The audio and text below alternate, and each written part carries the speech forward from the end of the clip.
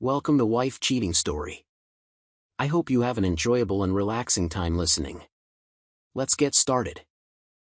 I arrived at the courthouse early, briefcase in hand, shoulders squared against the morning chill. The marble steps felt colder than usual beneath my polished shoes, but I kept my expression neutral, no tremor of anticipation, no hint of triumph. Inside the hushed corridors, the air smelled of polished wood and old paper, a solemn reminder that this place dealt in truths and consequences. I passed familiar faces, court clerks, bailiffs, my lawyer Marcus Ellery, each absorbed in their own quiet routines. Nothing here betrayed the storm I felt growing in my chest. I had reviewed every document with Marcus the night before, leaving no margin for error. He rarely showed emotion, his calm demeanor a shield that left opponents off balance. He pressed the prenatal agreement's fine print into her attorney's face like a scalpel. He had frozen our joint accounts, moved my assets to a trust, and obtained the paternity test results weeks ago, ensuring there'd be no ambush. Every strategic move had been executed precisely, and yet the gravity of what would unfold still settled over me like iron. The courtroom doors opened, and a hush fell. I took my seat at the plaintiff's table, straightening my tie and placing the sheaf of papers before me. Opposite, Camilla Rowe's table stood conspicuously empty. I glanced at Marcus, who offered a curt nod, predictable, professional, unshakable. Then the door swung open again, and Camilla entered, fashionably late. Her white dress caught every stray beam of light, shining against the courtroom's muted palette. She cradled a small bundle in her arms as though presenting a precious gift to the world, and perhaps, in her mind, she was. Courthouse etiquette dictated quiet respect, but murmurs rippled through the seats as people noticed the baby. She held him close, swaddled in soft neutrals, with a bonnet that framed his round, curious face. Jace, the child she claimed, cooed without a hint of fear, his tiny hands brushing at his mother's collar. For a moment, the room felt less like a tribunal and more like a bizarre family portrait. Mother, child, and judge assembled in lieu of godparents. Judge Harold Keene, an imposing figure with spectacles perched low on his nose, peered over the rim at Camilla. His precise features flickered with mild surprise before he settled back into his chair. "Ms. Rowe," he said, voice steady, "we are here for the final hearing on your petition." No acknowledgement of the baby, but his gaze lingered just enough to remind everyone that this child was an unexpected variable. Camilla offered a serene, practiced smile and settled Jace into a miniature car seat beside her. Mallory Vicks, her attorney, rose with the air of a seasoned performer.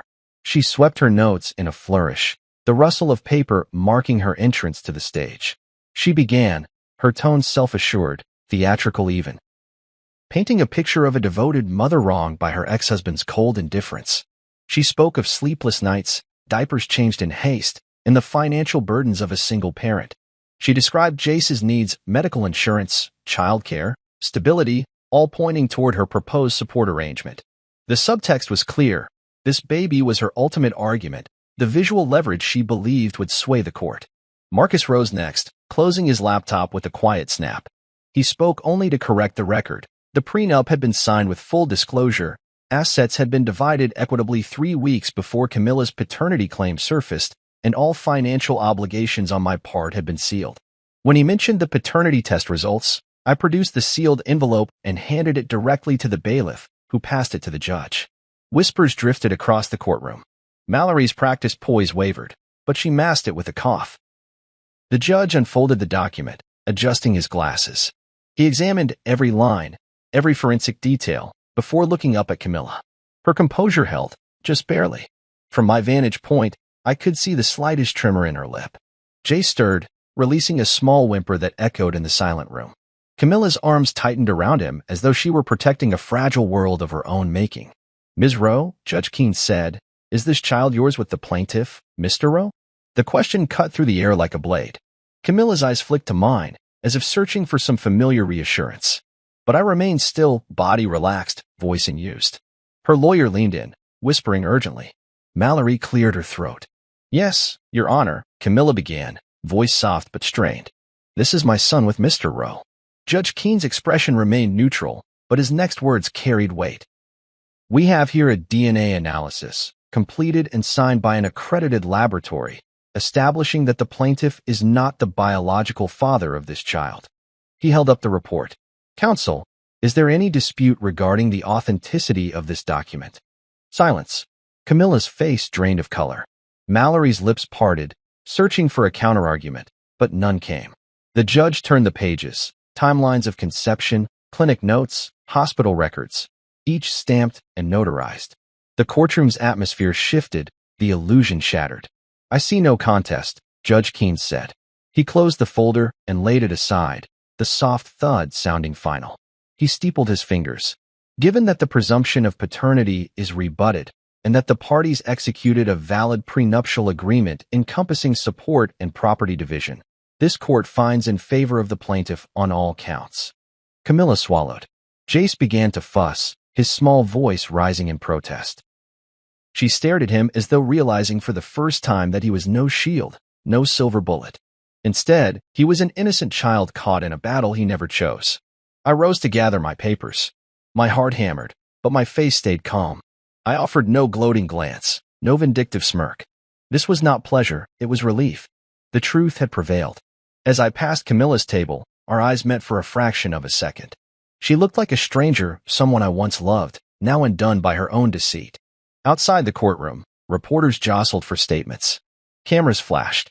Mallory tried to salvage dignity with a terse acknowledgement of the judge's ruling. Camilla scooped Jace into her arms and hurried away. The veil of composure slipped aside, leaving vulnerability in its place. I stepped into the corridor, breathing in air that tasted like freedom. Marcus clapped me on the shoulder. "It's over," he said, and for the first time, I allowed myself a small nod of gratitude. I walked past the revolving doors into bright sunlight. No triumph parade awaited, no celebration. I wasn't here to humiliate her, as she had accused in a message that still hung unread in my phone.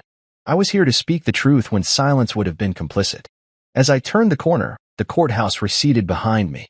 In my mind, I heard Judge Keene's final question echoing. "Are you the father?" And I remembered my answer, steady, unwavering. "No, Your Honor, I am not." That single moment had stripped away pretense. She had brought a baby to court, believing it would tip the scales in her favor. But one question, and one truth, had been all it took. I never doubted Camilla's talent for presentation. From the moment we met at that fundraiser 7 years ago, her confidence radiated like a spotlight, and I was drawn into the glare. She wore authenticity like an accessory, flawless, effortless, the kind of person you assumed was born with her public persona already polished. Together, we presented the perfect partnership. She nurtured wellness brands online with glowing testimonials, while I engineered logistics platforms that moved goods across continents. We were the poster couple for modern entrepreneurship. Our success is amplified in press releases and influencer features. In the beginning, it felt like a shared dream, a creative synergy that promised to carry us both beyond the ordinary. But dreams have a way of unraveling when reality sets in. I first sensed the fissure when I discovered the stage behind the scenes of her authentic brand videos. One evening, I stayed late at the studio, intent on reviewing shipping prototypes, only to overhear Camilla directing her videographer on makeup and wardrobe changes between takes. She urged him to reposition a plant, adjust the lighting angle, and ensure the background pillows matched her outfit. Her calm, soothing voice on camera transformed into a demanding director's tone when the cameras were off.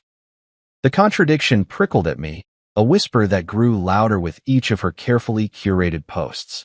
I didn't confront her right away. Perhaps I wanted to believe that the person I loved was more than her facade, that the authenticity she sold to followers was at least partly genuine. I convinced myself that every entrepreneur staged their content, that a little artifice was the currency of social media success. After all, I was complicit, using her polished public image as my own partner brand asset. We cross-promoted, tagged each other in celebratory posts, and attended networking events side by side. Friends marveled at our apparent devotion, and rivals envied our seemingly perfect synergy. Private doubts, buried beneath deadlines and marketing strategies, felt trivial compared to the momentum we were building together. Then the glow shifted. It stopped radiating from us and centered entirely on her. I noticed the late-night launches and sudden escapes for collaborations she insisted were crucial for brand growth. She flew to remote locations for photo shoots, always sending me vague itineraries that blamed conflicting time zones or technical glitches when I tried to call. I remember one 3 a.m. text, packing up to surprise the film crew. Talk tomorrow, followed by a week of radio silence. When I pressed for details, she offered an apologetic smile and a flimsy excuse about post-production schedules. Each excuse chipped away at my trust. I began to sense that the image of Camilla Rowe, wellness guru, had become an end in itself, overshadowing our relationship. My suspicions crystallized when Maya Torres, a mutual friend and fellow entrepreneur, called one morning. Maya's voice trembled with sympathy as she recounted seeing Camilla dining intimately with a young photographer after what was billed as a brand brainstorming lunch. Maya assumed it was professional until Camilla leaned across the table, her hand brushing the photographer's arm in a way that made onlookers stare. The next morning, the photographer posted behind-the-scenes images tagged to Camilla's account, and the captions hinted at more than business collaboration. When I confronted Camilla with Maya's observations, she laughed them off as harmless banter, a misinterpretation by someone who didn't understand the demands of creative partnerships. But in her eyes, I saw a hard glint, the first real admission that something was off. Her sister Darren, who always seemed to know more than she let on, reached out soon after. Over coffee at our favorite cafe, Darren offered feigned neutrality, sipping her latte before setting the cup down with measured care. "You know Camilla," she began, voice low. "She's brilliant at crafting narratives. Her life is her canvas." She paused, letting the words hang between us. I realized then that Darren had glimpsed the cracks in Camilla's facade long before I did. She spoke of hushed conversations overheard at family gatherings, of discrepancies in story details, of receipts and invoices that didn't match the timeline Camilla presented. "I'm not saying she's a bad person," Darren added quickly, "but she's good at embellishing reality." I left that conversation feeling the ground shift beneath me. The story I had believed, the story we had built together, felt like a fragile house of cards. I spent the following nights revisiting memories, her laughter as we celebrated our first million in sales, her reassurances when I doubted my own worth, the way she claimed our union was built on honesty and mutual support. Yet each recollection came tangled with a new suspicion. Was any of it real, or simply another curated scene for our collective brand? Despite the disillusionment, I clung to practicality. I channeled my energy into our divorce preparations, guided by Marcus's meticulous strategy. But even as I planned for life apart, I revisited old messages, searching for clues that might explain her transformation from loving partner to ambitious architect of deceit. The timeline crystallized. Behind every milestone we celebrated, there lurked an occasion where her focus was elsewhere: glamorized photo shoots, late-night calls, whispered consultations with people whose names she never bothered to share. The most revealing moment came when I uncovered hidden hotel receipts in her online billing statements. They were filed under innocuous labels, pop-up event expenses, but the dates matched the occasions when she claimed to be overseeing marketing launches alone. Among them, I found a receipt from an upscale suite, featuring multiple nights and room service charges, which coincided with the photographer's Instagram posts. Those posts, timestamped and geotagged, showed Camilla laughing in dimly lit corridors and lounging by a balcony overlooking city lights, pictures I had never seen on her official brand channels. In my study, surrounded by evidence of her duplicity, I experienced a profound sense of loss. It was not just the end of our marriage. It was the collapse of the narrative I had invested years in believing. The realization that she had manufactured her public life, and by extension manipulated my private life, cut deeper than any courtroom drama could. I closed the folder of receipts, photographs, and message transcripts and looked at my reflection in the window pane. The man staring back wore a suit that once symbolized shared ambition. Now it felt like armor against deception. I straightened my tie and exhaled, letting go of the resentment coiled in my chest. The illusion had been carefully crafted, but it was just that, an illusion. As I prepared to face Judge Keene in the next hearing, I resolved to carry only one truth into the courtroom. Authenticity matters more than appearances. Camilla had built her empire on the perception of virtue and success, but virtue could not be faked when pitted against hard evidence. I would dismantle her illusion one fact at a time, not out of vengeance, but out of necessity. Because when the curtain falls, only reality remains. And I intended to rebuild mine on solid ground. The Easter morning sun had barely climbed the sky when I first noticed the message. I was sipping coffee on the balcony. Our apartment still smelled of last night's rain and the faint tang of Camilla's jasmine-scented candle, when my phone buzzed with an unfamiliar number. Normally, I'd let such texts slide, but something made me glance down. There it was. Last night was perfect. You looked incredible. No signature, no hint of context, just that insinuation, that echo of intimacy. My heart sank, but my face stayed still. I folded my hand around the mug and let the steam fog my glasses. I scrolled up, searching for preceding messages, but there were none. No introductions, no salutations, just that one line, hanging like an accusation. I frowned and tapped the number into my contact search. Nothing. So I searched online directories and social media. The result? Julian Cortez, photographer, age 27, based in our city for a few months, collaborating with a handful of lifestyle influencers. Camilla had never mentioned his name. I sat back and watched the steam rise from my coffee. My pulse hammered in my ears, but I whispered to myself, it's nothing. It's just a message. And yet I knew it wasn't nothing. I closed the balcony door, the hush of our living room offering a thin shield against the morning light. I set the mug on the table and opened Camilla's laptop, one I had shared, one she insisted I never touch. My stomach twisted, and I almost stopped. But I typed Julian Cortez into our shared email account's search bar. A dozen messages appeared, initial inquiries about brand shoots, follow-up discussions of creative direction, and a string of confirmations for sessions at boutique hotels. Each message carried a polite professionalism that barely concealed flirtation. I hovered over a photograph, a soft-focus shot of Camilla in a silk robe, morning light filtering through linen curtains. The caption, working magic with that camo wellness. Hashtag collaboration. I stared at the image, mind racing. Her glow in those pictures wasn't the glow I knew. It was the glow of a carefully staged setting, luxury suite, curated wardrobe, tinted shadows. The captions bragged of authenticity, of vulnerability, of my journey and yours, but the subtext read brand, engagement, partnership. It became clear how she'd slipped the hotel receipts under the pop-up event file. She needed to mask her tracks, to keep financial eyes away from her extracurricular investments. I minimized the window before Camilla could notice, though I knew she never looked my way anymore, lost as she was in her own reflection. I didn't confront her that morning. Instead, I made a new folder on my desktop, Timeline. Into it, I moved screenshots of texts, photos from her shoots, exported email threads, and a scanned copy of a hotel invoice she charged under event expenses. The file name read simply Julian Cortez, March 15, 25. I closed the folder and breathed. The record was taking shape, piece by piece. That day, I wore my calmest mask, greeted her with a polite nod as she breezed past, earbuds in place, headphones muffling the distance between us. She handed me a post-it note. Don't forget meeting at 3 p.m., and I folded it into my planner, careful to add, discuss paternity hearing evidence. Days passed with quiet normality. Camilla's life roared forward in public. Instagram stories of smoothies and yoga mats, TikTok videos styled as self-care routines, all punctuated by tagged sponsors. I watched her rise, followers, likes, brand deals, while my own work consumed me, preparing legal filings, consulting with Marcus on asset separation, compiling evidence.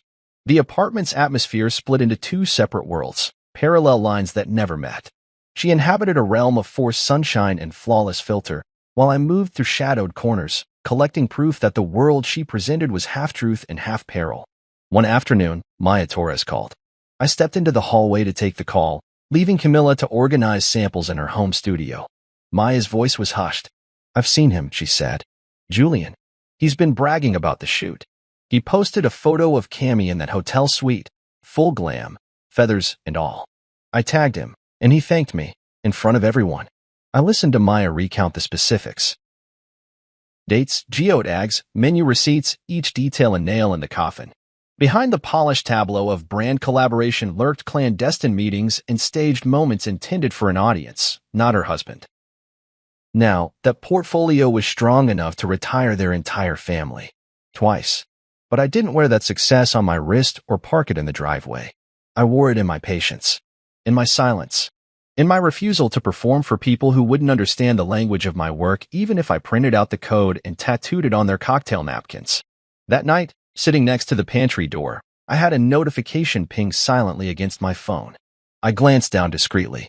The final installment from a consulting project I'd finished 2 months ago had cleared 7 figures. I didn't flinch, didn't smile, just locked my screen and returned to my glass of water. What they didn't know was that I had already secured a 10-acre estate in Mount Clair, just outside the city but high enough in the hills that I could look down on the kind of gated communities Dorian and his friends bragged about. It had floor-to-ceiling windows, a detached guest house, and a wine cellar deep enough to feel like a bunker. But the real value was in the technology I'd helped design for it. Facial recognition entry, drone perimeter checks, silent panic protocols. It wasn't just a house. It was a prototype for the kind of security architecture I wanted to offer wealthy clients who actually respected innovation. And the vineyard that came with the property? That was no accident.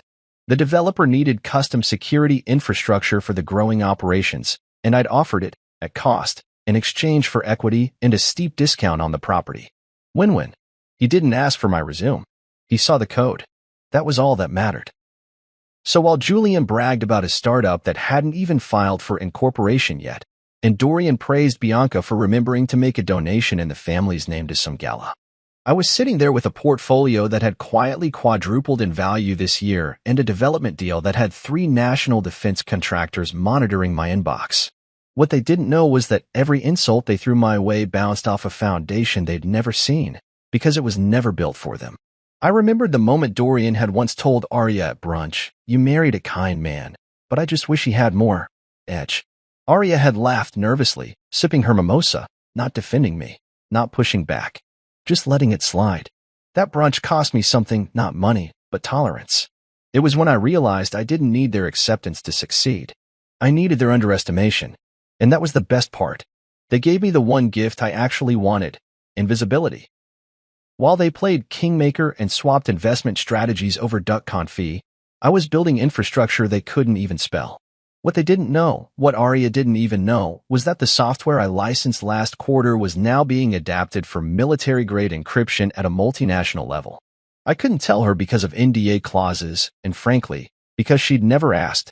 Not once did she say, "What are you working on lately?" She didn't understand the late nights weren't because I was escaping her, but because I was building freedom. For me. For us. Or at least that's how I used to frame it. But sitting there beside the pantry door, I realized the us part had long been optional. She had chosen silence too many times. Chosen family loyalty over fairness. Chosen comfort over truth. What they didn't know was that every time they laughed at me, I was cataloging names. Faces. Responses. Arya's silence. Julian's smirk. Bianca's gleeful meanness. Dorian's dismissive jabs.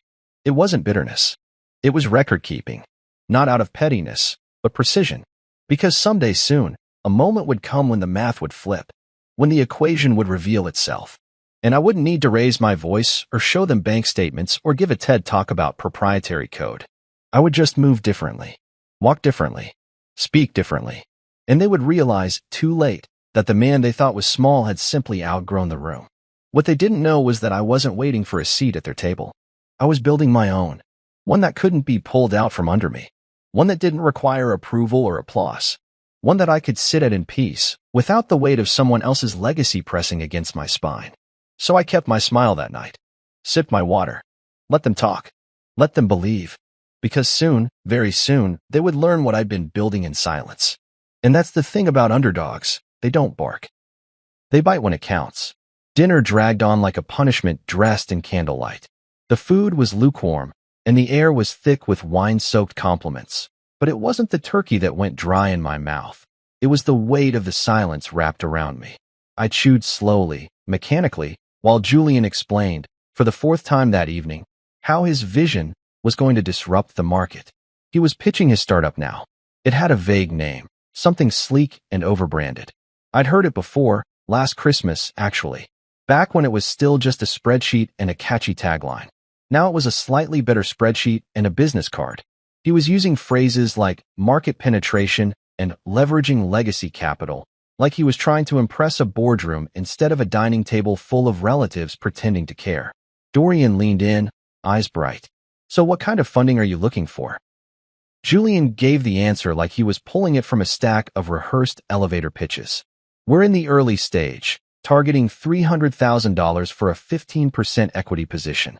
I've got term sheets ready if you're serious." Bianca beamed at him like he just proposed all over again. Dorian didn't hesitate. "I'm in, but only if Bianca is listed as co-founder. Optics matter." Julian laughed like that was part of the charm. Of course. Family brand. There was a pause. Then, just as I reached for the breadbasket to mask my tightening jaw, Aria's voice broke through. Cassius was thinking about investing too. I froze mid-reach. I turned my head toward her slowly, like I hadn't heard right. She wasn't looking at me. She was still smiling, eyes locked on her wine glass, spinning the stem between her fingers like it was a roulette wheel. My heart knocked once, then twice. I wasn't, I said, calmly, evenly. That got her attention. She looked up, startled, the color draining slightly from her face. What? I wasn't thinking about investing. I repeated, my voice lower this time, not cold, but steady, controlled. A hush settled over the table. Julian's smile stiffened. Aria blinked quickly. Well, maybe now you will. I mean, it's family. Bianca scoffed and leaned back in her chair, tilting her wine glass just enough to catch the chandelier light. He probably can't afford socks without coupons. There it was. The trigger. The last splinter wedged in too deep. I placed my fork down gently on my plate and wiped my mouth with the linen napkin. I didn't slam anything. I didn't raise my voice. I just pushed back from the table with the kind of grace that only comes when you know you've had enough. I think it's time, I said quietly. Julian chuckled nervously. Time? For what, Cass? I stood, adjusted my jacket, took a breath. For me to stop pretending I don't hear the tone you all speak in. For me to stop smiling through being tolerated like some background character in your private little drama. Aria looked stunned. Her mouth opened, then closed. Bianca raised an eyebrow, like she'd just been handed the script for a scene she hadn't rehearsed. I walked to the coat rack near the entryway and pulled down the tailored blazer I'd hung up when we arrived. My hands didn't shake. My heart wasn't racing. I felt clear, sharper than I had in months. From the inside pocket, I pulled out a small velvet box and walked back toward the table. Conversations had ceased completely now. Even the servers had gone quiet in the background. All eyes were on me. I placed the box gently in the center of the table, between the untouched cranberry sauce and a bowl of half-mashed potatoes. What's this? Dorian asked. I flipped it open. Inside was a platinum key fob, resting atop a folded deed document, creased only once down the middle. The estate seal shimmered faintly under the soft lighting. Bianca squinted. What is that? I looked around the table and smiled. Really smiled, not the half-hearted kind I usually reserve for this house. This, I said, is what I got myself. Julian leaned forward. Is that a deed? I nodded. 10 acres. Mount Claire. Closed on it last week. Comes with a vineyard, a guest house, and an unobstructed view of the valley. Aria sat frozen. Her lips parted, but no words came. Dorian furrowed his brow. You bought property? I shrugged lightly. The developer needed a cybersecurity infrastructure. I offered my services, got a hefty discount. Efficient trade. Bria, bless her, whispered from her seat. Wow. It was the most honest reaction at the table. You bought all that without telling me. Aria's voice was thin now, stretched between shock and 1,000 quiet assumptions crashing at once. I turned to her gently. I did. It's from a separate account. One I've been building since before we got married. Remember when your dad called me a hobby techie at that pool party? That same month, I signed a licensing deal worth more than this house. Dorian's mouth snapped shut. Bianca's face twisted like she'd just swallowed lemon juice. Julian was silent for once. I'm not here to ask for a seat at your table, I continued. I've spent too long pretending I needed one. I'm here to show you I've had mine all along. Bigger. Stronger. Built without your validation. Aria's eyes shimmered. So this is about ego? About making a point? No, I said. It's about no longer pretending I'm less so you all can feel more. The silence stretched again, awkward, heavy, but strangely satisfying. I took the velvet box and slid it back into my pocket. I didn't come here to make a scene. I came here to end a pattern. And I had. I buttoned my blazer, nodded politely, and turned toward the door.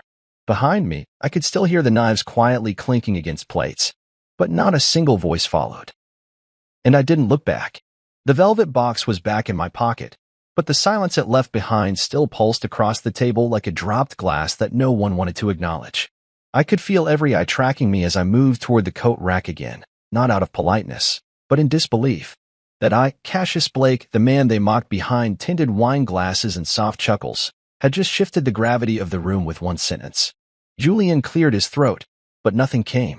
Bianca kept staring at the spot on the table where the box had been, her mouth drawn tight, her fingers fidgeting with her bracelet like it might save her from the reality settling in. And Arya, she still hadn't moved. I took my time putting on my coat. Not to be dramatic, but because I wanted to feel every inch of this moment. The weight of it. The reversal. Wait, Arya said finally.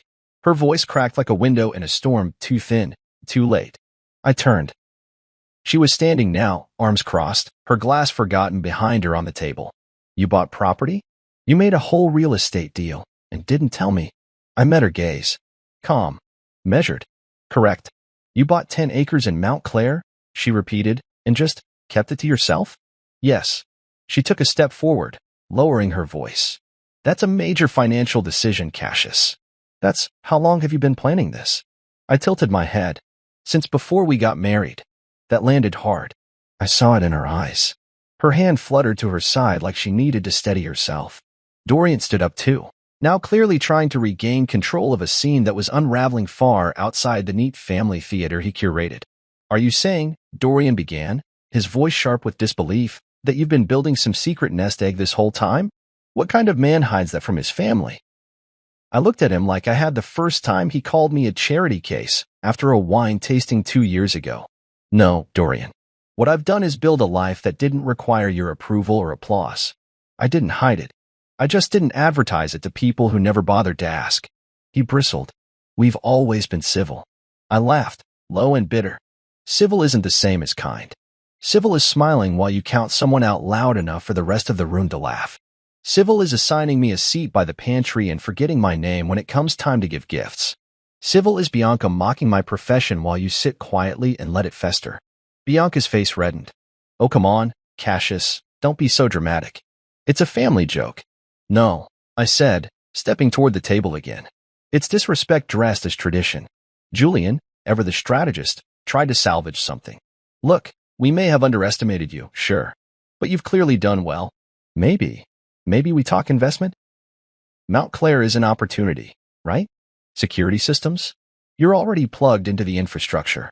It could scale, especially if we... I'm not interested, I cut in. He blinked.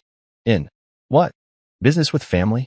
In cleaning up after people who only recognize value when it walks in with a platinum fob and shuts up their laughter. But it's family, Arya said again, this time not as a plea, more as a reflex. Like saying it enough would erase the damage. Exactly, I replied. And family should never make you prove your worth at the dinner table. Her mouth opened, then closed. The room had gone painfully still.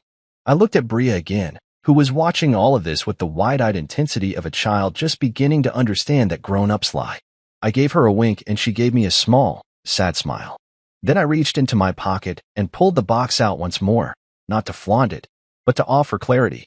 You all laughed, I said, opening the lid again. But I worked for this. Late nights. Missed weekends. Solo design. Solo testing. You ever write 10,000 lines of code and then realize a single misplaced colon wrecked your entire infrastructure? I have. You ever sleep in your car outside a data center during a power surge because the system didn't have auto restart yet? I have. I looked at Arya then, right in the eyes. And I came home afterward. Every time. Quietly. With love. With plans I thought we'd grow into together. I didn't stop sharing because I didn't trust you. I stopped because you stopped being curious. You stopped asking. You stopped seeing. She swallowed hard. I didn't know you were doing so well. That's the thing, I said softly. You didn't care to ask. Bianca tried to defuse it. Well, you've certainly had your moment, Cass. Bravo. We get it. You've got your vineyard and your code.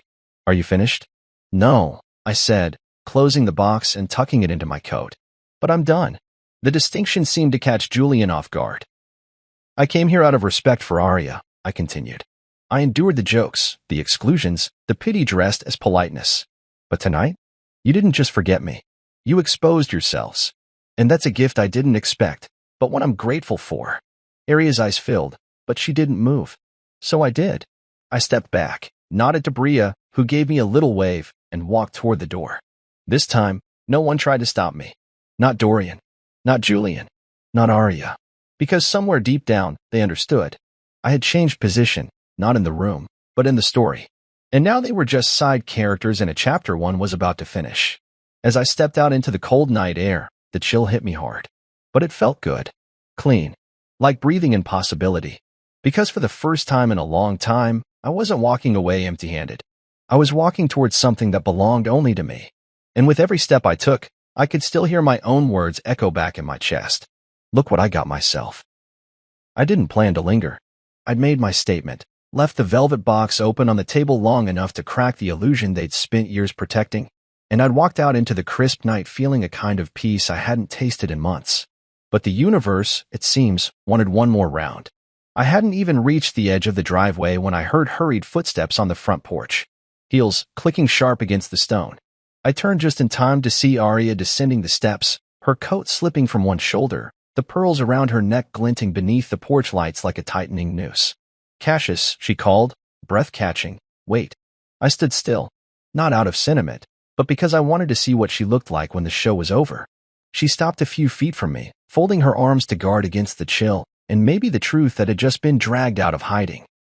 "You bought a house," she said, voice low and tight. "A vineyard, a security contract, an entire future, and you didn't say a word?" "I didn't think it would matter," I replied. "Not to you. Not anymore." "That's not fair," she said quickly. "You blindsided me in front of my entire family." "Did I?" I asked. "Or did I finally stop playing dumb while everyone took turns carving me up like a side dish?" Arya flinched. "You think I don't notice things? That I haven't heard the way my dad talks, the way Bianca snipes? You think I like it?" "You tolerated it," I said. "You normalized it. You didn't stop it." "I was trying to keep the peace." "No, Arya," I said, gently but firmly. "You were trying to stay comfortable. There's a difference." She blinked fast, the way she always did when her arguments started to collapse. "I just didn't want to make a scene." "You didn't have to," I said. "They made it for you. You just never left the audience." She took a shaky breath. "You should have told me what you were doing. About the accounts, the deals, the vineyard." "You never asked," I said quietly. "Not once." Her lips parted, but there was no denial on them. Just a silence that said everything she didn't have the strength to confront. "You used to tell me everything," she said after a long pause. "Late-night ideas, those scraps of paper you scribbled notes on, the color-coded spreadsheets." "I used to think we were building something together," I replied. "But then every time your father mocked my work, you laughed a little too easily. Every time Bianca took a jab, you sipped your wine and looked the other way. At some point, I realized I wasn't your partner. I was your buffer." "That's not true, isn't it?" Her jaw tensed. "Why would you keep your success a secret?" "Because I needed something that was mine," I said. "Untouched by their poison. Unspoiled by your silence." The pearls around her neck caught the light again as she shifted her weight, her coat finally falling from her shoulder. She caught it and hugged it tight, but the cold had already reached her skin, and I wasn't talking about the weather. "You embarrassed me tonight," she said, her voice cracking. "No," I said, my tone cooling. "I exposed the part of you that allowed me to be erased. There's a difference." A gust of wind swept down the hill, stirring the leaves around our feet. The Keene family estate loomed behind her like a cathedral built on exclusion, its windows glowing with soft warmth that didn't. "Ms. Rowe," Judge Keene said, voice resonant in the quiet room, "there is one remaining matter this court must address before issuing its final rulings." He allowed the hush to deepen. "I must ask you directly, are you the mother of this child, and is there any dispute as to his paternity?" His tone remained neutral, but the import of the question crackled in the silence. Camilla's lips parted, but no words emerged. She glanced at Mallory for reassurance, and Mallory met her with a swift, almost imperceptible shake of the head. Camilla swallowed hard, her throat working. The courtroom seemed to constrict, the walls inching inward, the spectators holding their breath. Jay stirred, his small cry echoing sharply, as though protesting the gravity that had descended on what was meant to be an innocent moment. Judge Keene's gaze shifted to me, giving me space for my own testimony. I rose, buttoning my jacket with deliberate care. The courtroom quieted further, as if it, too, recognized the pivotal nature of what was about to follow. "Your Honor," I began, voice measured and clear, "I have lived these past weeks in uncertainty regarding this child's place in my life." I paused, letting the words settle. "I have always been prepared to accept responsibility for a child we brought into this world together. But the evidence presented here compels me to speak truthfully." I met Camilla's eyes that had once held warmth for me, now glazed with fear and defiance. Judge Keene inclined his head, giving me leave to continue. I reached into my briefcase and withdrew the sealed laboratory report, the paper crisp and authoritative. My fingers brushed the envelope's edge as I handed it to the court clerk, who passed it to the judge with solemn ritual. The judge unfolded the document, scanning the details with precise composure. The room seemed to contract even further, the temperature dropping as the judge's finger traced the lab technician's signature and the conclusive DNA percentages. After a moment that stretched into eternity, Judge Keene looked up and directed his question to me. "Mr. Rowe, are you the father of this child?" The question rang out, simple yet profound, stripping away every layer of artifice. All the legal maneuvers, the financial separations, the stage performances and social media posts, it all boiled down to these 4 words. I inhaled, feeling the steady beat of my heart in my chest, then exhaled softly. "No, Your Honor, I am not the father of this child." The syllables felt heavy, like stones released, landing with quiet finality on the hushed floor. Gasps fluttered through the gallery, some surprised, some outraged, some vindicated. Camilla's face drained of color, her carefully applied makeup smeared beneath her eyes as if tears had begun to leak past her composure. Mallory's jaw clenched, and in that moment, I saw for the first time the abyss that had opened beneath Camilla's carefully crafted facade. The judge's pen clicked as he made a notation, then looked up. His voice remained calm, though it carried the weight of undeniable truth. "Very well. The court acknowledges that paternity is rebutted. All claims for spousal support and custody predicated on misrepresented paternity are hereby dismissed." He paused, letting the words echo. Then he spoke again, each syllable carving the edges of the moment. "This hearing will proceed to finalize the financial matters in accordance with the prenuptial agreement." Camilla's shoulders slumped, her body folding inward as if to protect some hidden core. She clutched Jace tighter, as though he might slip away if she released him even for a moment. For a fleeting second, I wondered what must have flashed through her mind. The betrayal of her illusion, the collapse of her schemes, the realization that her precious trump card had become her ultimate undoing. But there was no room for pity. The truth had to stand unchallenged. I returned to my seat, the weight of my own admission settling into the quiet that followed. I didn't allow myself a glance of smug triumph. There was no joy in Camilla's humiliation, only relief that the deception had been pierced by the undeniable clarity of science. Marcus leaned over and murmured, "Well done," the words gentle but laden with approval. His steady presence grounded me as the proceedings moved on. The hearing continued, the judge guiding the process through the final division of assets outlined in our prenup. Camilla offered no resistance, her attorney reduced to silent note-taking as each clause was ratified. When the judge signed the final order, the gavel fell with a thud that resonated through the hushed chamber. The session was adjourned. As the bailiff called the courtroom to order, I rose and gathered my belongings. I passed Camilla's table without a backward glance. She sat unmoving, Jace's small face nestled against her shoulder, eyes wide and uncertain.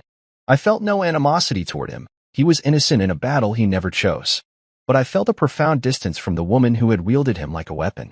Outside, the rain had stopped, leaving the courthouse steps slick and reflective.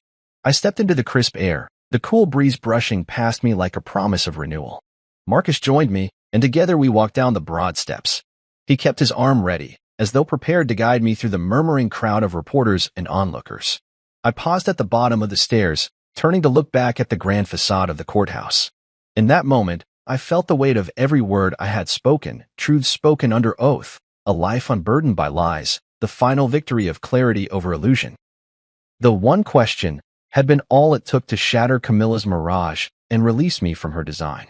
Then I turned away, stepping onto the wet sidewalk and into the next chapter of my life, one built not on deception, but on the solid ground of truth. I watched Judge Keene lean forward, his robe creaking as he flipped through the voluminous bundle of exhibits with surgical calm. The courtroom seemed to hold its breath, as though the walls themselves were straining to catch every detail. From where I sat at the defense table, every sound was amplified. The scratch of the judge's pen, the hushed scuffle of Mallory Vicks shifting in her seat, the soft fabric creak as Camilla's hand tightened on Jace's car seat handle. The baby, oblivious to the brewing storm of adult truths, cooed and stretched his fingers, adding an innocent counterpoint to the mounting tension. Judge Keene paused at Exhibit C, our meticulously compiled communication timeline. He traced the dates of hotel receipts, the metadata of photographs, the timestamps on messages from Julian Cortez. His voice, when he spoke, carried the authority of someone accustomed to sifting fact from fiction. "Ms. Rowe," he said, "did you knowingly withhold the paternity of this child in preparation for these proceedings?" The question cut across the courtroom like a guillotine's blade, severing her artfully constructed narrative from the stark reality before us. Camilla's lips parted and closed as though seeking words hidden by shock. Her attorney, Mallory, rose to her feet with a flourish, but Judge Keene's next gesture stopped her. He extended a slender finger in Mallory's direction, a polite but firm injunction. "Counsel, let the witness answer." Mallory's shoulders dipped as she settled back into her chair, her theatrical energy temporarily deflated by the judge's command. The silence that followed was profound, a tangible pressure that bore down on Camilla's pale face. Camilla's voice trembled when she finally spoke. "Your Honor, She swallowed, and I saw the fine tremor of panic in her hands as she brushed a stray lock of hair from her forehead. I thought. Her words trailed off like footsteps fading into a tunnel. Jace whimpered, tiny distress echoing her faltering confidence. Mallory leaned in, whispering urgently, but the judge's eyes stayed fixed on Camilla, inviting her to speak her truth. I felt a fierce surge of empathy and vindication at once. Empathy for the child caught in a web he never wove. Vindication for the years of deception that had eroded my trust. I bit back a response, knowing that Marcus and I had presented the facts more powerfully than any outburst of emotion could achieve. I settled back in my chair, hands folded in my lap, and let the truth unfold. Camilla's stammering confession emerged in fragments. I was scared. I thought if I revealed the truth too soon, you would use it against me. She paused as if expecting someone to offer absolution, but found none. Judge Keene's pen hovered over his notes, but he waited, allowing her to confront the full weight of her own words. The courtroom lights gleamed on her tear-bright eyes. I realized then that her illusion had not merely cracked, it had shattered, sending shards of falsity clattering across every carefully arranged piece of her life. When she fell silent, Judge Keene turned to Marcus with the precision of a surgeon selecting instruments. "And your financial disclosures, Mr. Ellery?" he asked. Marcus rose smoothly and recapped the sealed documents. The asset freeze executed 3 weeks before Camilla's pregnancy announcement, the money trail demonstrating no transfers to her personal accounts, the prenup stipulations invoking infidelity clauses. He spoke without flourish, leaving no rhetorical room for doubt. Each pronouncement pinned down Camilla's spurious claims with the unyielding exactness of a chronometer. Across the aisle, I felt the courtroom's atmosphere shift. Murmurs rippled among the spectators, neighbors who had recognized me on social media, reporters tapping away at their keyboards, even the court clerk leaning forward to catch every word. Mallory frantically flicked through her notes, seeking a lifeline that did not exist. Camilla, her defenses exhausted, clutched Jace to her chest, rocking him gently as though to soothe not just his tears, but her own. Yet there was no balm for humiliation so profound. Judge Keene closed his notebook with a soft thud that reverberated like a final heartbeat. "It appears," he said, voice low but resonant, "that the evidence of misrepresentation is comprehensive. The court finds that Ms. Rowe attempted to manipulate this proceeding by fabricating a presumption of paternity and by portraying herself as financially dependent under false pretenses." He paused, scanning the faces of everyone before him. "Such actions constitute grounds for dismissal of her support claims and for enforcement of the prenuptial agreement's infidelity clause." A hush fell as Mallory's jaw sagged, her theatrical veneer stripped away by the judge's unvarnished verdict. Camilla's head lolled to the side, her cheek pressing against Jace's bonnet. The baby's small face contorted into a wail that filled the room with an ache of innocence betrayed. I felt my throat tighten with an ache of my own, no triumph, only a somber recognition. Judge Keene stood, signaling the session's end, and delivered the final words. "This court rules in favor of the defendant on all counts. The prenuptial agreement is upheld in full. Ms. Rowe's claims for spousal support and property division are dismissed." The gavel fell, reverberating like an exclamation mark after a sentence of countless words. I remained seated until the bailiff called the courtroom to order. Camilla did not rise. She sank deeper into her chair, Jace pressed close, a silent testament to the wreckage of her design. I gathered my papers and stood, feeling a profound fatigue settle into my bones. Marcus offered a nod of solidarity as we filed past Camilla's table. Her eyes lifted briefly, two pools of regret meeting mine for a fleeting instant, before she dropped her gaze to the floor. Outside, reporters clamored for statements, cameras flashing like lightning bugs in a bottle. I emerged into the rain-washed light, cold droplets dancing on my shoulders. Jace's distant cries drifted behind me, but I did not look back. My path lay forward, beyond the courthouse's imposing facade, beyond the echoes of courtroom drama, into a life reclaimed from the ruins of deceit. As I walked down the wet steps, the implosion of Camilla's illusion solidified in my mind. She had designed the ultimate spectacle, a mother appearing before the court to claim support and sympathy. But her carefully woven narrative had exploded under the weight of unassailable proof. Her ambitions lay scattered like confetti at my feet, and only the quiet promise of truth remained. I inhaled the cool air, feeling the tension release from my chest. In that moment, I understood once more, true justice is not served by theatrics or sympathy, but by unwavering truth. The courtroom felt unnaturally still when Judge Keene returned from his chambers, the heavy oak doors closing behind him with a muted thud. In that moment, a hush settled over the assembled spectators, family members, reporters, court staff, each acutely aware that the balance of our futures hinged on what would come next. I sat rigidly in my chair, the leather cool beneath my palms, my heart beating a measured rhythm as Marcus Ellery leaned in to whisper, "Stay calm. Speak only to the facts." I nodded once, pressing my lips together to steady the tremor of anticipation. Judge Keene donned his glasses and arranged his papers with deliberate precision. He looked up, scanning the room as though to ensure that every eye was trained on him. After careful consideration of the evidence presented, he began, voice resonant and unhurried. "This court issues its ruling." He paused, letting the weight of those words hang in the air like an unspoken question. Camilla's face, pale and drawn, betrayed no composure. She clutched Jace in her arms, as if the child could shield her from the consequences of her own fabrications. Mallory Vick shifted beside her, lips pressed into a thin line, every gesture taut with suppressed frustration. Judge Keene cleared his throat, then spoke the first verdict. First, regarding spousal support, the prenuptial agreement executed by the parties on March 12, 2018, is found to be valid and enforceable. The agreement explicitly addresses support obligations in the event of separation and includes provisions that void any claim of support if either party engages in infidelity or misrepresentation. He glanced at his notes and continued, "Given the substantial evidence that Ms. Rowe knowingly misrepresented the paternity of the child in question and attempted to leverage that misrepresentation for financial gain, this court finds that any claim for spousal support brought by Ms. Rowe is null and void." A murmur rippled through the courtroom. Camilla's shoulders sagged as if the verdict had physically struck her.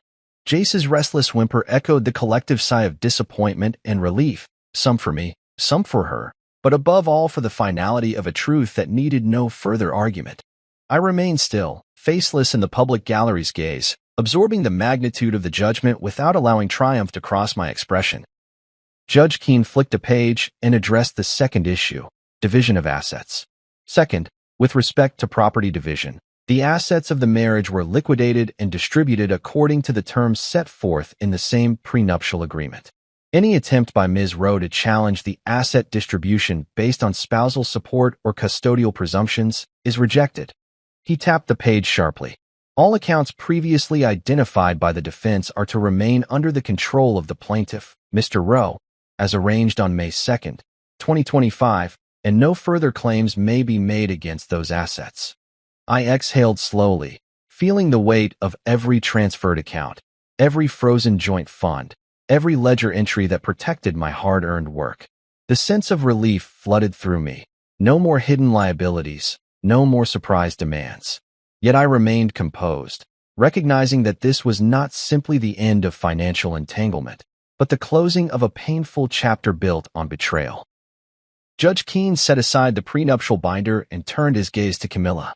Third, custody of the minor child, Jace Rowe, born October 15, 2024, will be addressed in a separate hearing before the family court division. He paused, eyes meeting hers.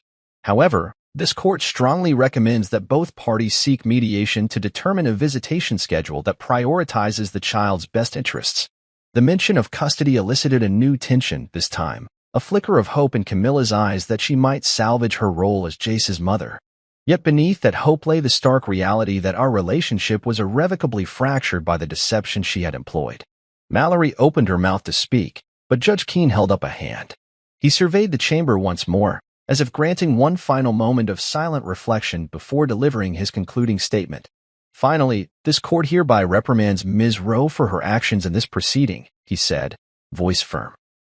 The intentional withholding of critical information, the fabrication of paternity, and the misappropriation of marital assets constitute egregious conduct unbecoming of any party seeking equitable relief. Such behavior cannot, and will not, be rewarded by this court. A low gasp drifted through the benches.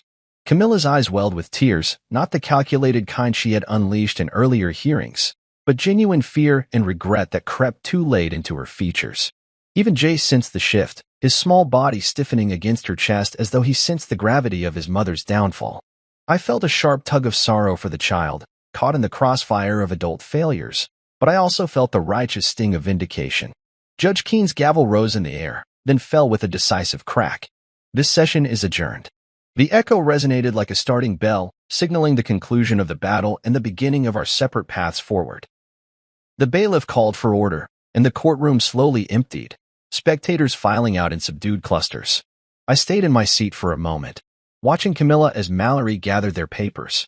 There was no longer any artifice in Camilla's posture, only the weight of her choices dragging her shoulders downward. She gathered Jace into her arms and rose, her face ghostly under the harsh overhead lighting. I rose as well, smoothing my tie, and for the briefest instant, our eyes met. In that silent exchange, I saw remorse, confusion, and a flicker of longing for what had been. But I felt none of my old affection, only the firm closure of a chapter that could not be rewritten. Outside, the rain had ceased, leaving the courthouse steps slick and shimmering in the slanting afternoon sun. Reporters clustered, microphones extended like probing fingers, cameras clicking eagerly. I navigated past them, Marcus at my elbow, his expression unreadable but supportive. A journalist called after me, Mr. Rowe, any comment on the ruling? I exchanged a glance with Marcus, then turned my shoulders square and continued walking. Silence, I thought, can speak louder than any soundbite. I paused at the bottom of the steps and looked back up at the courthouse's imposing facade, the same place where dreams of shared futures had been made and unmade. The marble had witnessed my most personal defeat and my vindication alike. The ruling had been firm, final, unassailable. I inhaled the cool air of freedom, tasting the clarity that comes when deception is stripped away and truth stands exposed in broad daylight. Jace's distant cries reached me as the courthouse doors swung open. Camilla emerged, cradling him protectively, her attorney at her side. She paused on the top step, gaze sweeping the plaza as though searching for something lost. I recognized that look, the moment when a person realizes the world they built has collapsed around them. A single tear slid down her cheek before she turned and walked away. Jace tucked into her coat, like a fragile promise of redemption she feared she might never fulfill. I watched them go, then turned back toward the street. Marcus fell into step beside me. "It's over," he said quietly. I nodded. "It is," I replied, voice low but steady. The finality of his words settled over me like a benediction. We walked into the late afternoon sun, the courthouse receding behind us, its doors closing on the chapter of two lives intertwined by love, deceit, and ultimately, undeniable truth. In that moment, I felt not triumph, but a profound sense of release. The ruling was complete, justice served. And now, I could finally begin to rebuild, grounded not in illusions, but in the clarity of reality. I found my life unfolding in the quiet moments afterward, not in grand gestures or vindictive declarations. The courtroom's final gavel had echoed my victory, but it was the days that followed, ordinary in their subtlety, that defined the real aftermath. I woke each morning with the memory of the judge's question still resonant. "Are you the father?" My answer had severed Camilla's illusion, yet it also liberated me to rebuild a future grounded in clarity rather than performance. The first clear dawn after the ruling, I slipped out of the apartment before sunrise, lacing my running shoes and stepping into the hush of the sleeping city. The pavement was cold beneath my feet, the streetlights casting halos through lingering mist. As I ran, my thoughts drifted to Jace, his curious fingers reaching for my beard, his laughter when I chased him around the living room. He was the innocent at the heart of this story, deserving of honesty and stability. I ran with that promise guiding each stride, to be the father he truly needed, free from deception and games. Back at home, I discovered an email from a family court mediator, confirming our first session to discuss custody and visitation schedules. I had proposed weekends and alternate holidays, but more importantly, I emphasized flexibility and respect for Jace's needs. I drafted my response carefully, closing my laptop with a quiet sense of purpose rather than resentment. Co-parenting would not be a battlefield. It would be a collaboration in service of our son's well-being. Work took on a new resonance as well. My logistics startup, once overshadowed by Camilla's Instagram-worthy wellness ventures, blossomed under my undivided attention. I met with my team in a small conference room, whiteboards covered in supply chain optimizations and expansion plans. Their excitement was genuine, untainted by the social media stunts that had plagued our partnership. I shared my vision for growth, and they responded with equal measures of creativity and commitment.